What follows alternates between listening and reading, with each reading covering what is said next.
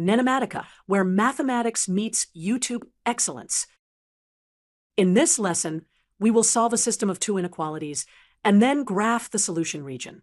We will move step by step and use visual tips to keep everything clear.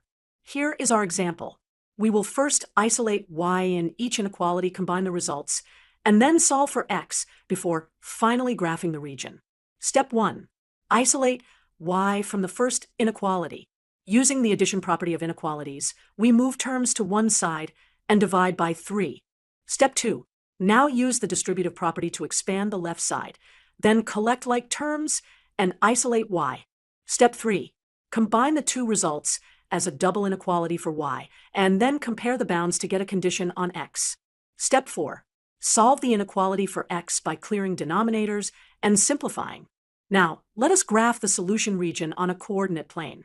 We graph the two boundary lines, draw the vertical boundary x equals -0.4, and shade the region that satisfies both inequalities. This shaded set shows all points satisfying both inequalities for all x values less than -0.4. That completes the solution. Let us quickly summarize.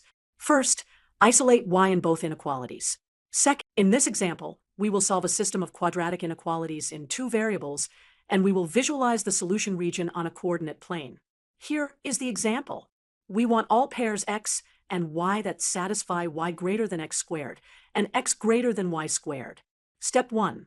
From x greater than y squared, we know that y must lie between negative square root of x and positive square root of x. Because the other inequality already forces y to be above or equal to 0, we only need the upper bound y less than square root of x. So we can combine that with y greater than x squared and write y is between x squared and square root of x. Now, let's draw the coordinate axes and both curves to see the region. We'll plot y equals x squared, which is a parabola opening upward, and we'll also plot y equals square root of x, which is the upper half of a sideways parabola. The solution will lie where y is above x squared and below the square root curve. The two curves intersect when x squared equals square root of x. Since x is non-negative, we can square both sides carefully to get x to the fourth is less than x.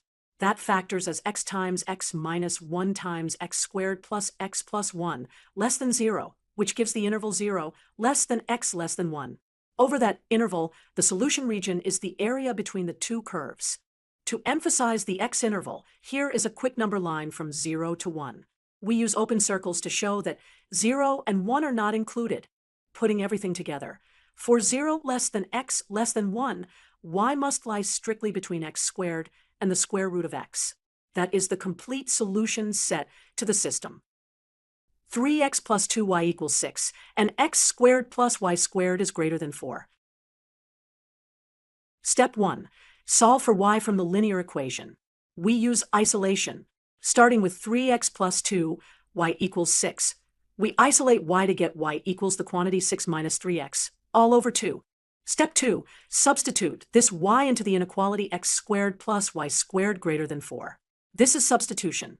We replace y by the quantity 6 minus 3x over 2. Step 3. Clear the denominator and expand. We use the square of a binomial rule.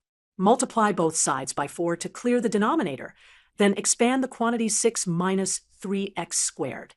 Step 4. Combine like terms to reach standard form. Standard form places everything on one side. We get 13x squared minus 36x plus 20 greater than 0. Step 5. Solve the quadratic inequality by finding the critical values from the related equation equals 0. Let's determine the roots. The discriminant is 256 with square root 16, so x equals 36 plus or minus 16 over 26, giving the roots 2 and 10/13. Since the leading coefficient 13 is positive, the parabola opens upward, so the solution set for greater than 0 is x less than 10/13 or x greater than 2. Finally, we pair each x interval with the expression for y from step 1. For x less than 10/13, y equals the quantity 6 minus 3x over 2. For x greater than 2, y equals the same expression. Now, let's visualize the solution on a coordinate plane. To summarize, we substituted the line into the circle inequality, cleared denominators, expanded and combined like terms, then solved the resulting quadratic inequality. The final solution consists of two parts of the line, for x less than 10/13 and for x greater than 2, with y equal to the quantity 6 minus. The final solution consists of two parts of the line, for x less than 10/13 and for x greater than 2, with y equal to the quantity 6 minus 3x over 2. Great work keeping the algebra and the geometry in sync. In this example, we will find the solution set for a system of two-variable quadratic inequalities. First, let's show the example and the problem statement. Step 1. From y squared minus 2ax less than 0, we get y squared is less than 2ax. Taking square roots, the magnitude of y is less than the square root of 2ax. This only makes sense when 2ax is positive, and since it is positive, we must have x greater than 0. Step 2.